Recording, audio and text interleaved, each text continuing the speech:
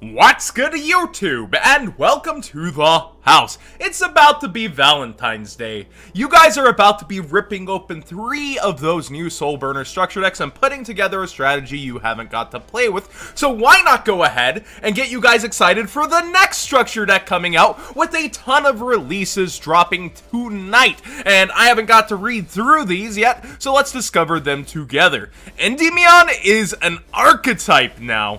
Empress of Endymion. So he gets the girl, a level 7 light spellcaster pendulum effect monster, 1850/2700. Konami, I thought we'd stop with the 1850 stuff. I thought we liked round numbers and not triggering OCD with life points and keep... Okay, Konami, enough. Pendulum scale 2. Pendulum effects. Let's see here. Each time... This is a lot of text, can we not? Each time a spell card is activated, place 1 spell counter on this card when that card resolves. 2. You can remove 3 spell counters from this card, special summon both this card from your Pendulum Zone and 1 monster from your hand that you can place a spell counter on, and if you do, place a spell counter on each of those 2 monsters. So it kind of locks you to what you're summoning. You have to be able to place a spell counter on it, and then you have to place it on each. I'm sure there's going to be extra uses for the spell counters, considering you have to use 3 whole spell counters to use the summon effect. That might be rough. I don't know. Are we playing Toon Table of Contents? Also to note on this line, if I'm getting this right, when that card resolves, I think that means if its effects get negated, you won't get it. Again, I'm just reading these for the first time. I'm not sure on that ruling, but it says the card has to resolve, so I assume if effects are negated, then maybe you won't get it. Let me know in the comment section down below. Then monster effect, continuing on, you can special summon Empress of Endymion only once per turn, so I would guess Pendulum summons also.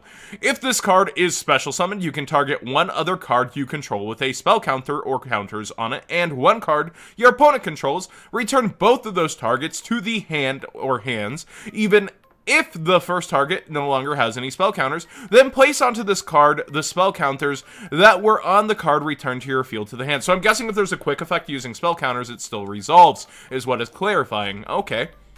When this card, with a spell counter or counters, is destroyed by battle, you can add 1 Endymion card from your deck to your hand. So basically just a little reverb back. I don't know how many times you're going to be crashing to get this effect. You'll probably be popping off, link summoning, pendulum summoning, doing all of that. You have a card that's able to special summon itself from the Pendulum Zone to later, which might help with Electromite, but I doubt it. By the time you've used 3 spells, I assume you've already Electromited. Overall, decent card though. I'm sure it's got some pretty insane capabilities, but again, it's only on summon effect. Maybe if this was like a quick summon effect, that would matter a lot more. Let's keep going. I'm pretty sure there's a lot of cards. Magister of Endymion, a level 3 Earth Spellcaster Pendulum Effect monster, 1500/900, beefy stats, and a Pendulum scale 8, so high scale. Pendulum effects. Each time a spell card is activated, you can place a spell counter on this card when that resolves. Again, important wording. I'm going to have to learn that ruling. God, there's so much text.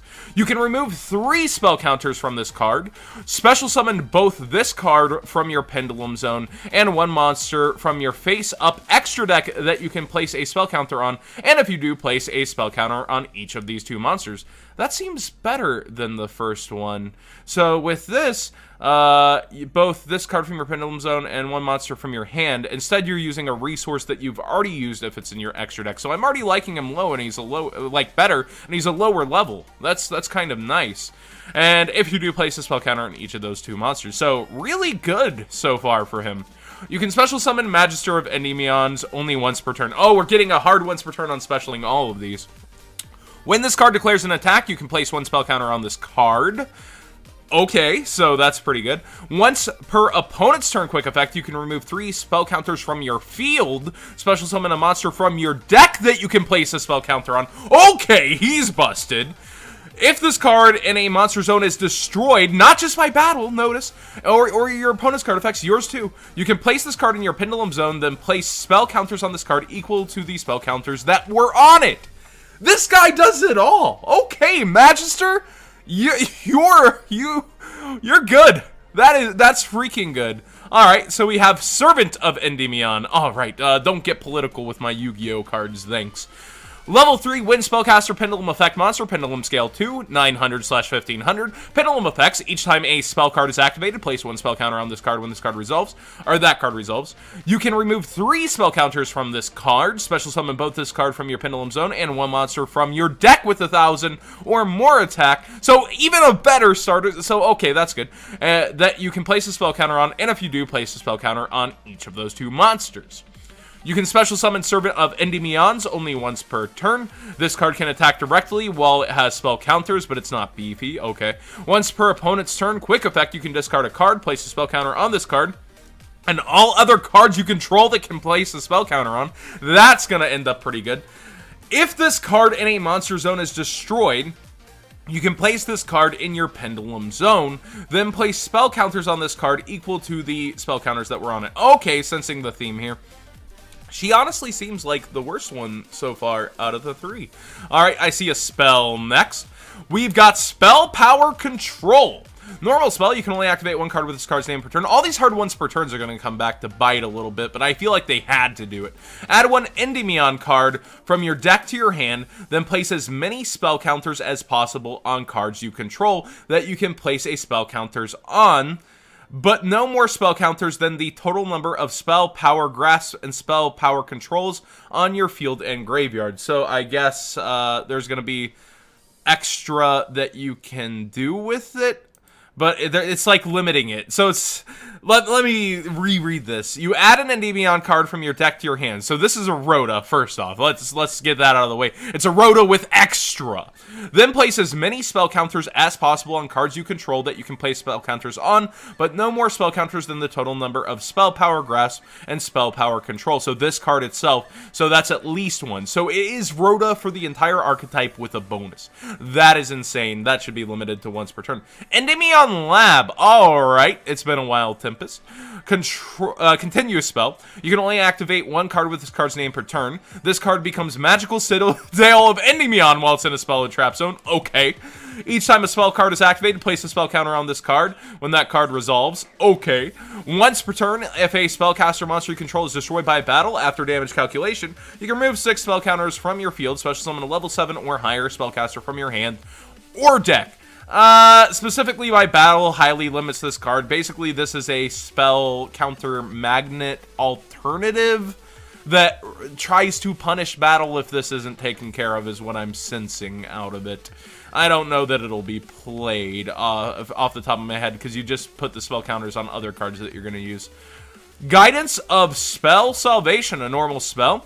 You can only activate 1 card with this card's name per turn. Target a spellcaster effect monster in your graveyard, add that monster to your hand. Interesting in a Pendulum deck that they go for a spellcaster in the graveyard. That's interesting. Kind of a Reborn-like card with a hard once per turn. And then some sleeves that actually look really freaking clean. I think I might need those. He is rocking it. Good old Endymion back. So we did see other releases from the structure earlier. I'm really liking how it's shaping out. The 2 enablers are really freaking doing their job, and then they got a Rhoda for everything. So I'm liking every place this is going. Again, I feel like this lacks overall, but maybe we'll see really the use that we need spell counters on, and it's another spell that you can just activate to give spell counters to other things already on the field. Now, I wanted to get to this. I thought about starting the video off with it, but I just want to mention this is the most entertaining Yu-Gi-Oh related food item I could ever think of. Special meal for Kaiba Corporation employees. Eat with care using high-grade ingredients such as roast beef, sea urchin, caviar, and gold dust. It's a fancy rice bowl fitting for Kaiba Corporation tax. 2,800 yen. So that's basically $25 US for this rice bowl that they made for this promotion with Monster X Striker. This is crazy.